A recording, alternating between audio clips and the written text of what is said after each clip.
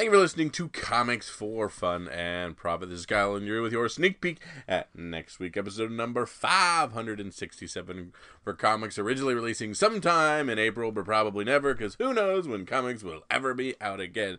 Drew, how's your quarantine going? How's the life? And what have you been doing to keep up with the everyday?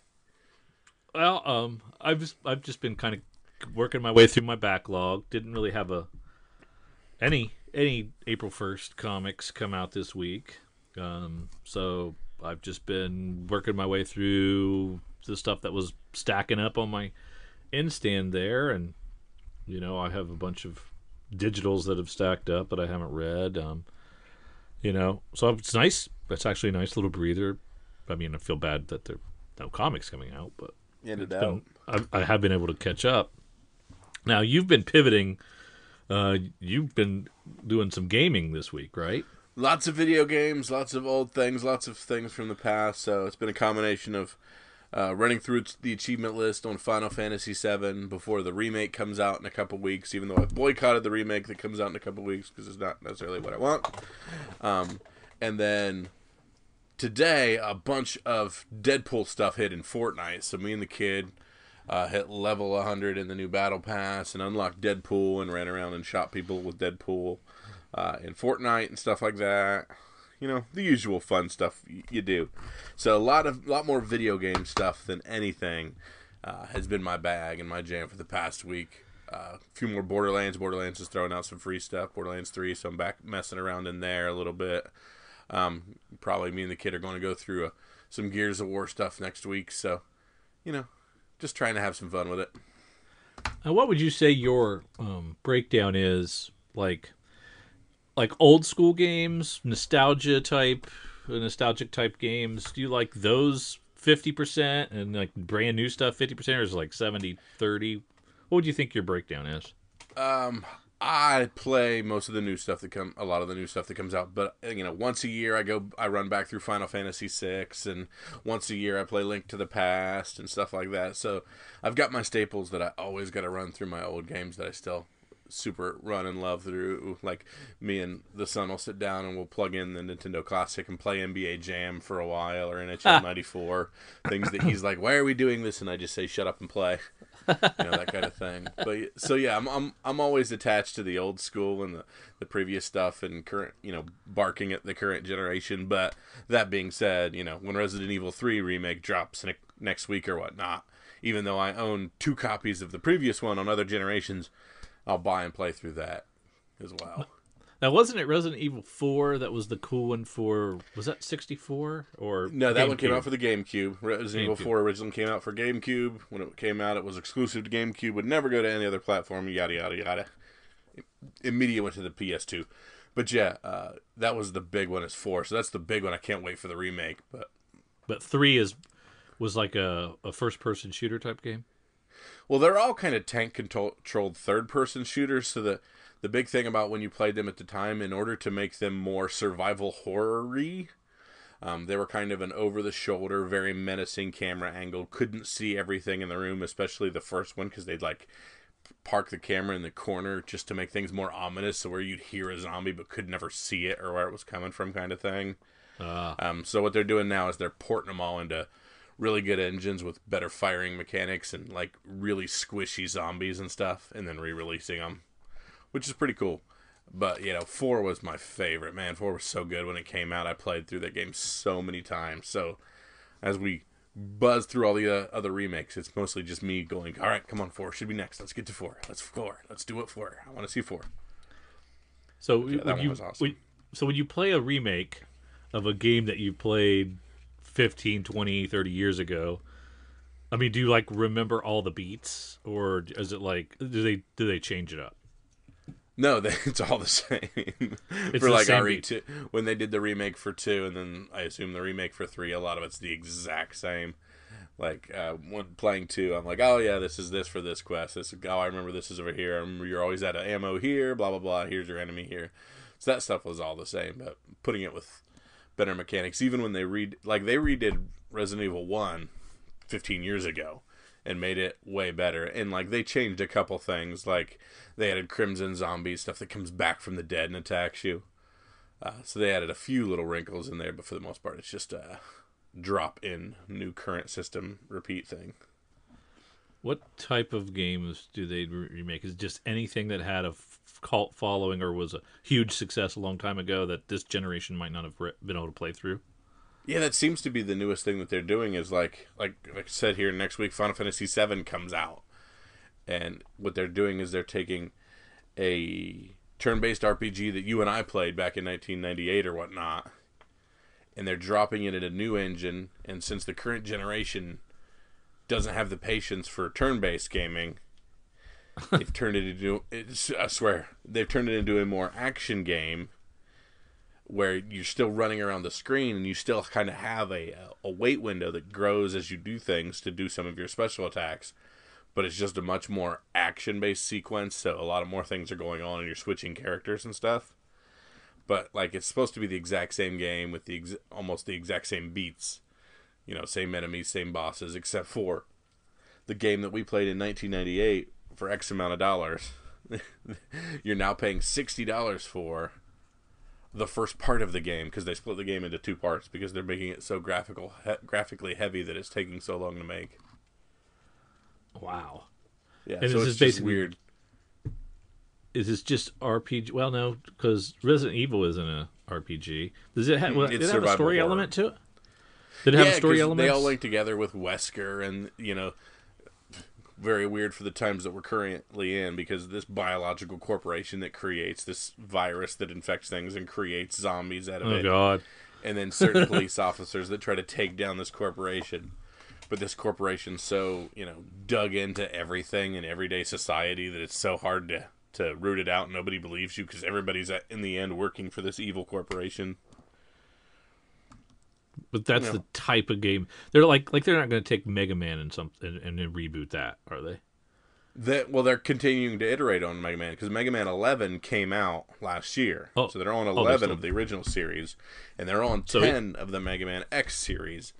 So they're continuing to do those, and they're just doing like, sequels. Hey, cool, here's 9 more Robot Masters.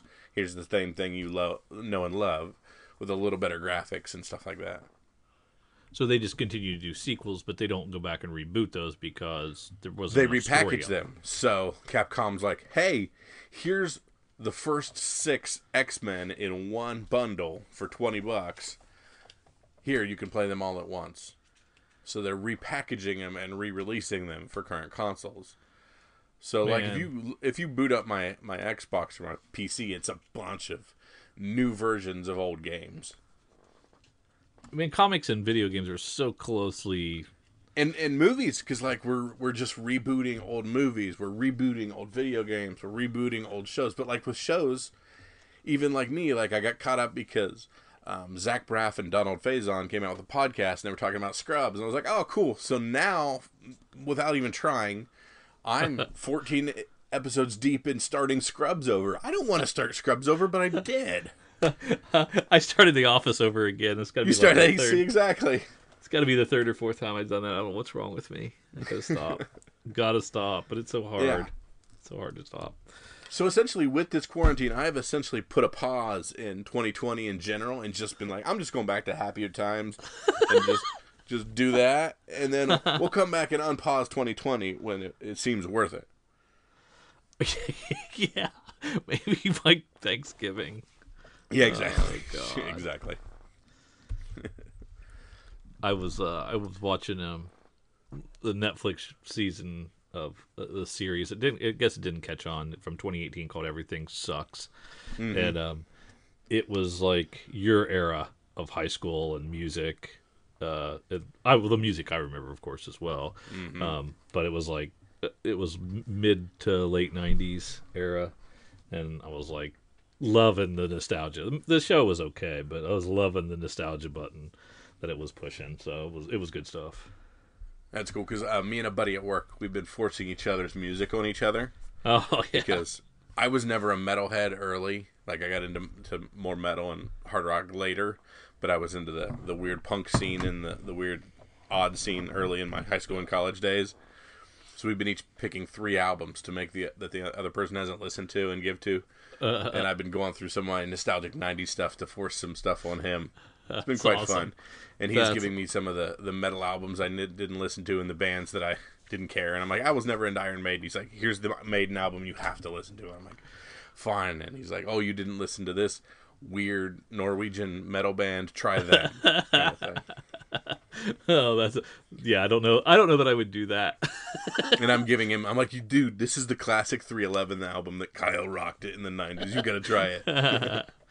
Well, the dude in this show that does the morning announcements at the high school had your haircut from high school. Oh, parted in the middle. Yeah.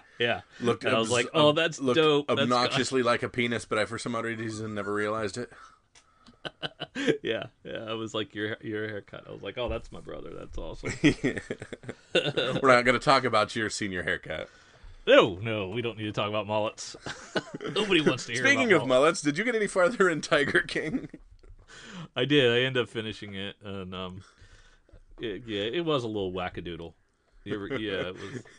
I just love when we talked after episode 1, and you're like, we live in southeastern Ohio. None of this is that crazy, honestly. Yeah. Then they started kind of like unrolling, like unpacking like new and crazier things over each episode. I was like, oh, okay, that's a little more extreme. Yeah, all right. Yeah. But just guns, trucks, and all that stuff. Yeah, we've seen that before. Yeah. I mean, maybe not tigers, but other wild animals for sure. Well, I mean, we were a hop, skip, and a jump from the Zanesville incident that was in the first episode. Yep, that's true. So crazy times. But yeah, we're staying away from people. It is weird, like seeing people and kind of like waving across, but not talking, not going over to talk to them like closely. Yeah. Staying like maybe talking across a street or something. It's really weird. Yeah, giving people the stink eye when they're within your 6 feet. Yeah, and they're not paying attention. Like, what are you doing? Or like, if you do go to the grocery store and there's like 3 people in an aisle, just skip that aisle. Don't even go down that aisle. That's weird. That's what I do now. It's very strange. That's funny. Anyway, whereas I'm the opposite, where I'm, on the retail with people that don't care, and they're just like in my face for no reason, and I'm like, go away. Seriously. And then I spent Thursday, putting up like the acrylic sneeze guards at some of the registers just to kind of keep a bigger distance between people and ourselves. You have one on for where you are too? Yeah. Good. Yep. Good. That's cool. So it's just place your money in the hole. I will spray it twice with Lysol, place it in my register, and then we'll go from there. How about credit only? I don't want your yeah, exactly. A lot of places are going to that, but no, people still hand me moist money. Oh, that's the worst. Yeah. That's the worst. Let's see if there's any kind of comic stuff we can talk about this week. Sure. So this week had some downer news a little bit. Originally, DC was going to do digital releases April 1st, and then they decided that they weren't going to do digital releases of stuff that would be in print in the comic book shop. If they couldn't ship them to the comic book shop, they weren't going to do any of those digitally, but they were going to still release their digital first items, and I think they have. I think that stuff did come out this week. There was like a new Batman, The Adventure Continues, I think it is called, that came out on the 1st. So there was that, and a couple of the other digital first came out. Marvel's not releasing any titles at all this week, but they reserve the right to change their mind in the future. And then we heard from Diamond that not only are they not shipping anything of the 1st or the 8th, and maybe later, they are having cash flow problems and have halted payments to their vendors. So I don't know if that's changed recently, but that was kind of the stuff that I heard the last few days. Yeah, because we were reading some stuff about, some of these publishers might just go direct mail, and then Eric was saying, well, the other thing is the stuff for the 1st and the 8th is sitting at Diamond right now. Yeah. So you can't really direct mail stuff that's already sitting there, and you can't go around it because they're kind of locked in limbo.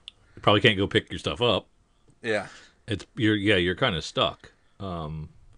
So since it's already shipped there from the publisher to Diamond, and Diamond's decided not to distribute it, you're screwed. Yeah. The only thing you can do is just do digital distribution, and there seems to be some hesitancy on that. We saw Bad Idea Comics has stepped up their production of comics, but not distributed them. They've halted their distribution of their new comics, but they're trying to step up the production so that when the time comes, they can roll out more things, which is good. So they're continuing to create behind the scenes, and then they have shipped $25,000 to their initial first wave of stores that were going to be the distributors for this month and next month. So it was like a short list of 50, I think, maybe 100, I can't remember. So they're going to send them money out of a fund to tide them over until hopefully they can become their distributing stores again, which I thought was nice. And then DC stepped up today and is allocating $250,000 to stores. So that's probably like $100 a store. Something like that, yeah. Yeah, better than nothing. Better than nothing. That's $1,000 a store, right? No, I did not know there would be math. No, there's 20. If there's 2,500 stores, in 250,000. That is, 10. Yeah, it would be $100 a store. $11 per store. So it's Midtown's going to get their check for $100 from DC and be like, what? What are we going to do with that? To pay the light bill for 25 minutes.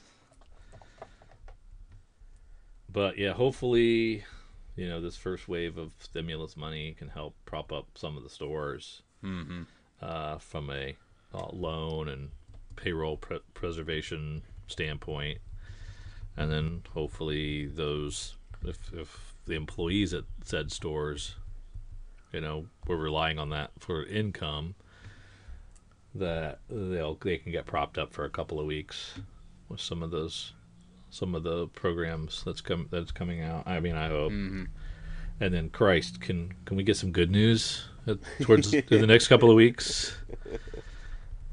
No promises, sir. No promises. No promises.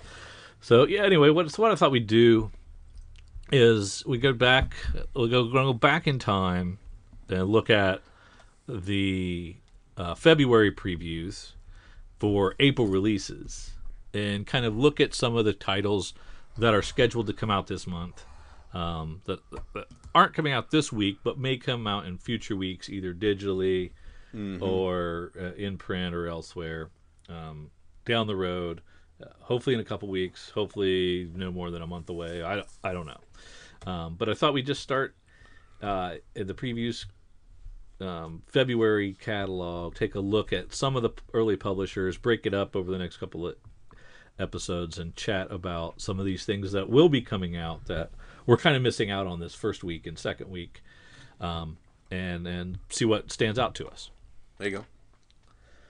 Let's start an Image. We like to start an Image. There you go. And of course, the big one. Oh yeah, go ahead. And the big one is Adventure Man, right? Is it? That's the Matt Fraction series. Yeah. He had slated, which I thought would be cool because I hadn't seen a good independent Fraction series for a while. So that was the one I had a couple pre-orders on. Oh, so you're excited about that? Doing the art. Yeah, I'm actually quite. It just okay, let's do this. Well, I mean, I've got Fraction with my Sex Criminals series, so it's not like I've been missing. But that's an idea that they came up with 5 years ago. They have been slowly, drowning or whatnot. Here's the new fresh idea from. Well, granted, I like the old Fraction better than the new Fraction, but still. I mean, fingers crossed. I hope it's good. Yeah, but in this wildly affordable triple length first issue. See, they're doing the other things I like. So, yes. for $3.99. We're getting a big thick book here with all the cool stuff in it. Revisit how the legend of the greatest pulp hero of them all, the Adventure Man, ended in a heartbreaking cliffhanger with our hero facing execution at the hands of his ultra nemesis Baron Bazaar on the eve of the macabre apocalypse, or did it? 80 years after his apparent demise, single mother Claire and her adventure fan son Tommy seem to be the only two people alive that remember the thrilling Adventure Man saga. But from that memory burns the spark of resurrection where his story ended and her story begins. Bah, bah, bah. I thought you were going to jump to Firepower. Uh-huh. Because I'm excited about this one. This is just the prelude. Yeah. So the actual, I think Firepower actually comes out maybe in June. Gotcha. But this is the prelude. It's Robert Kirkman, it's Chris Samney, and it's Matt Wilson. A heck of a trio. I like this creative team a lot. I'm hoping it's good. It's about Owen Johnson's journey to China to learn about his birth parents, which leads him to the mysterious Shaolin Temple. The students there study to rediscover the firepower, the lost art of throwing fireballs, a power they claim will be needed to soon save the world. So that one seems kind of cool to me. I have the highest of highs with Robert Kirkman, with Walking Dead and Die, and then the Metest of Mez with some other things like Oblivion Song and some things that I don't even, and I like some of his stuff and I don't like some of his stuff, or I just think it's okay. So yeah. I'm hoping this is one of the great ones. There's a 50-50 chance. Yeah, I think so. I mean, Outcast is good. I just, I'm ready for it to end. Oblivion Song never caught on for me. I really liked Invincible a lot. I think that was almost as good as Walking Dead and Die, but not quite. I think Die is fantastic. And, of course, Walking Dead, my love for that series. I'm also interested in this Ludocrats #1. Kieran Gillen. So that's exciting stuff. And I think this might have been on FOC before the FOCs disappeared. I think this might have been on there before, so I was excited about that. And it is Kieran Gillen that was doing the Once and Future, right? And Ludocrats. Kieran Gillen did Once and Future, which I love. And so I'm looking forward to seeing what he does with Tamara Bonvillain on this Ludocrats thing, where it's a ludicrous aristocrat. So what's not to like? So I think that might be a fun one. And Tamara Bonvillain being the Once and Future artist as well. Oh, well, there you go. Because like the cover is it's got the young-ish. A little more of that, so I'm curious to see what the internals look like at all on this. No, Dan Mora is the Once and Future artist. Oh, okay. Tamara, maybe she's doing like collars. That collars, yeah, that's what I see now. Okay, yep. Sorry, I was a line below that. The collars from Once and Future, so it's more things from Once and Future, so it's all good. Yes, yeah, we're still happy. And then I know we were excited about Nailbiter Returns. Yeah, that was such a great series for me. Nailbiter was so good, so well written, such great characters, and then they put in such great hardcovers when it was all said and done, and just for a guy who is in no way, shape, or form a gore and horror guy, just to really think this was one of his favorite series in a long time. While it ended awesome, and I was very happy with the way everything ended, I'll take more. I will take more, 100%. And this is the one we're losing this week. This was supposed to come out Wednesday. Yeah. And it was the extra length first issue, so just everything we love about comics was going to be perfect, and we missed out on it. So we want that one to come back soon. Mm-hmm. Really excited about that. Pretty Violent comes back from its trade break with issue number 7. I've enjoyed that a lot. I think that's been a fun one. Oliver gets a trade. I can't remember if that's a new one or if that's been out. It was the Gary Whitta written new take on Oliver Twist. Oh, okay. Dystopian Oliver Twist. So a nice way to read all those there. I can't remember how many issues is in that, and it doesn't say, or 1 through 4. So 4 issues, $17. That would have been one I would have hoped Image would have been like $10. So that's very disappointing, actually, in the price point on that. The 4th issue of Clock. It's a virus that targets people moving on. Targets a certain type of folks and starts taking them out. So I really can't relate to that. It's so far fetched. So I don't know how that one's finishing up early after only 4 issues. Die number 10 and continues to be a great thing that I can't now, are they just doing one cover on these, or are they still doing like 10 random covers? Maybe every once in a while, but not on the issue to issue. Gotcha.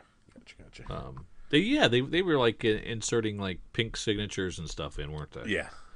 At some point. We got issue 20 of Ice Cream Man. That's exciting that it's reached that number. There you go. I'm excited about that. 20's a big one anymore. Yeah, it is. It's the new 40.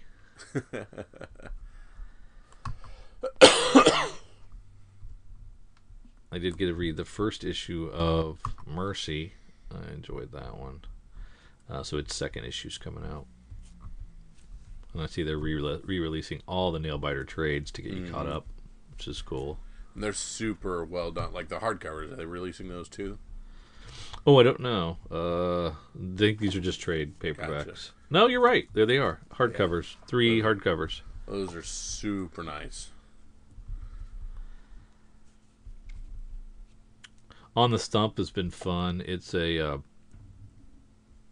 it's like the politicians of the era fight each other to get their legislation across, and so they like beat each other up, and like one guy has to almost kill the other guy, and then they yield, and then that piece of legislation passes. Kind of fun. I like it.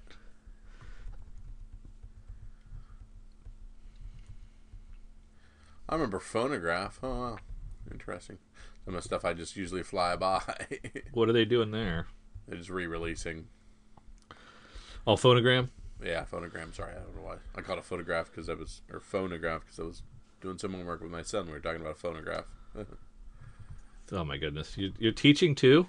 Yes, but of course. Oh, God. Didn't you have people for that? I did, and they gave them School system? a lot of time off. Oh, man, that's rough. Sex Criminals continuing with 29, of course, and then we have the Jen Bartel polybagged version as well on 29. Yeah, we're getting close to the end. This one actually is called The End, Part 4. So, I mean, I think maybe Did they give a number? 1 or 2 issues left, maybe. Gotcha. I mean, it was really cool. I did get my letter in there in an issue, so that was cool. So I'm immortalized as a sex criminal. I mean, in Sex Criminals.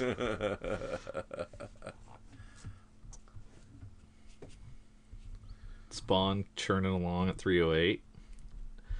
Another great Matina cover, of course. Mm-hmm. Undiscovered Country. I'm excited about this. This is the end of the story arc. I'm kind of curious how they button this up. It's weird because Charles Soule and Scott Snyder trade off on. I think they're plotting it together, but then they trade off on writing it. And I actually prefer the odds. No, I think I prefer the evens over the odds. So I'm curious as to who is scripting what. I'm going to have to check and see who I like, whose writing I like the best. I'm not sure which one it is that I'm enjoying the most. I actually think it's the Charles Soule, which would have been a surprise. I'm gonna have to go compare again because they've been swapping off on who does the scripting duties. That's cool to see. Wanted, graphic novel back in printing. Apparently, it had been out of print for a long time. I believe that's the old Angelina Jolie movie. Is Bullet that Curve. okay? I wasn't sure. I knew it had been made into a movie, like in the early days before comics were being made into movies for millions and billions of dollars. But yeah, J.G. Jones, we really like him as an artist, and of course, Mark Millar, he can come up with a concept for sure. He'll give you 6 to 8 issues of whatever you want, and you can take it from there. Yeah. He doesn't have anything else after that. But. I wouldn't mind revisiting. I don't think I've ever read that. I might have a couple of like random floppies from that, but not the full series. So that's all I had from Image. Did anything else stand up for you? That was all the stuff that popped to the top front of the Image for me as well. Yeah, a lot of cool stuff. Stuff that hopefully we will be getting sometime this month. That just slightly delayed. We think that. Do we think they're still going to cram all of April into April if April's a go at some point, or do you think they'll just I pretend think like string it along a little bit more and pepper a few things here and there and reevaluate a few things here and there? Yeah, so you think that they'll just pretend like these weeks didn't exist? It's very possible. I'd be curious how that works out. That'd be an interesting because each publisher could probably make their own decision. Mm-hmm. Yeah, interesting. Because I know, like if Diamond ships April 1 and April 8 at the same time, those street dates don't need to be honored because they're past. Yeah. So comic shops can just put that stuff out. As soon as whenever it hits the shelf, we're ready to rock. I would think so, yeah. Or whenever it hits the store, I should say. Yeah, interesting. All right, let's slide down to Dark Horse and see what they have on tap for April. And of course, Spy Island is their one. They're leading with Chelsea Kane, your girl. That's my girl, yeah. And Elise McCall on art. Super spy Nora Freud, no relation, has a plum assignment. She's stationed on a tropical island. Her mission? Keep an eye on things. Her problem? The island is on the lip of the Bermuda Triangle where anything can happen. Her other problem? This particular island is a den of intrigue populated by spies, tourists, and evil villains set on global domination. 4-issue special limited series. I like it. And then we have Colonel Weird Cosmagog. Say what? Yeah, it's out of the Black Hammer universe. So if you're reading that, you remember Colonel Weird. It's Jeff Lemire. It's Tyler Crook doing the art, and it's just a kind of like a spin-off solo series for one of the characters in there. And I have skipped a lot of these, but some people really love this world, and so you have another avenue to explore. There you go. Now we have another thing here in Dark Horse. We have The Art of the Last of Us Part 2, which was set to come into shops in June 3rd, 2020. Well, because of everything that's happened, that game has been punted indefinitely to God knows when. Yes. So I'm curious with this, if this will actually be coming out in June. I imagine it will be punted as well, similar to how we had Cyberpunk punted its release date quite a bit and had a lot of things in the comic book world coming out in succession. So, excellent. I'm excited for Dead Dog's Bite. This was a Tyler Boss book. Of course, Tyler Boss did the art in 4 Kids Walk Into a Bank. And this is him doing the writing and the art chores. It's only a 4-issue miniseries. Cormac MacGuffin has gone missing. It's been 3 days. No one has seen hide nor hair of her. So Cormac, I guess, is a girl's name. The police have nothing, and the town folks are acting more like a funeral procession than a search party. If Cormac has any hopes of being found, it rests on the slouching shoulders of her best friend, Jo. Jo will need her wits about her, though, because, like any story worth hearing, nothing is what it seems. Yeah, we talked about this in one of our last FOCs. FOCs, yep. Yep, so it's another one that we're going to be missing out because it was supposed to come out on the 8th of April. Mm-hmm. So it's definitely going to be delayed. We talked about Everything 2, relaunching another volume with its first issue, another 5-issue miniseries. And that's going to be coming out on the 15th. Well, was going to come out on the 15th. Yeah. Going to be doing that a lot, I think. We're doing that. Would have, could have, now I'm not sure. Yeah, now not sure. And then we got a new Mike Mignola book, Last Night of St. Hagen, one From of the 4. World of Hellboy. Yes. And you've never been a Hellboy person, right? I enjoyed a movie, but as far as reading them, no. I never read hardly any, if at all. Mm-hmm. Just one little rabbit hole I never went down. A lot of art books coming out. Yeah.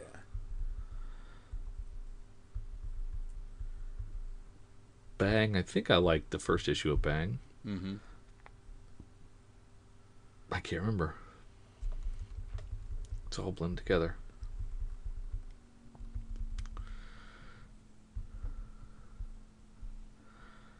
Yeah, pretty much it for me on anything in the Dark Horse lineage.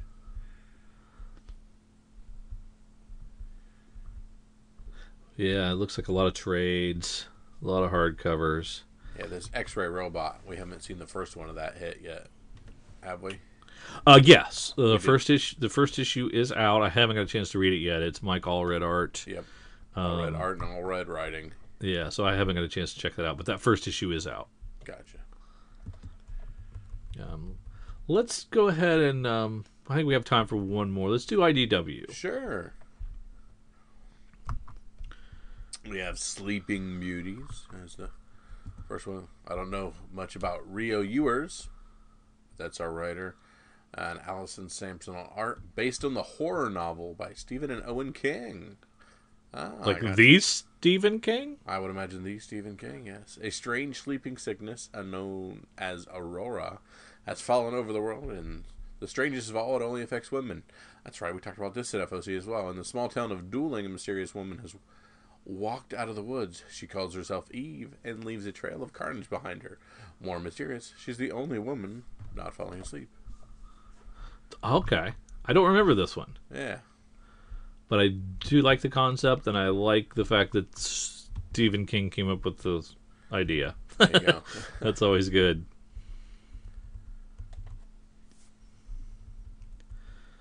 There's Pandemic trade paperback if you want to relive another virus outbreak. There you go. Or you want to wait on that one. This might be a good time to pick up this Cobra Kai series. Cobra Kai Karate Kid Saga continues. I enjoyed, of course, the YouTube series that came out after Karate Kid, but I didn't grab the comics on that, so that might be a fun one to check out. Still a couple of issues behind, but Dying is Easy finishes up with its 5th issue, and so of course that's Joe Hill, and he's great. I mean, I don't know if you got a chance to read any of the Hill House books before we. They haven't all finished, but they're all getting up there. But man, the ones that he's been involved with have been great, and he's kind of curated the whole line and really outstanding.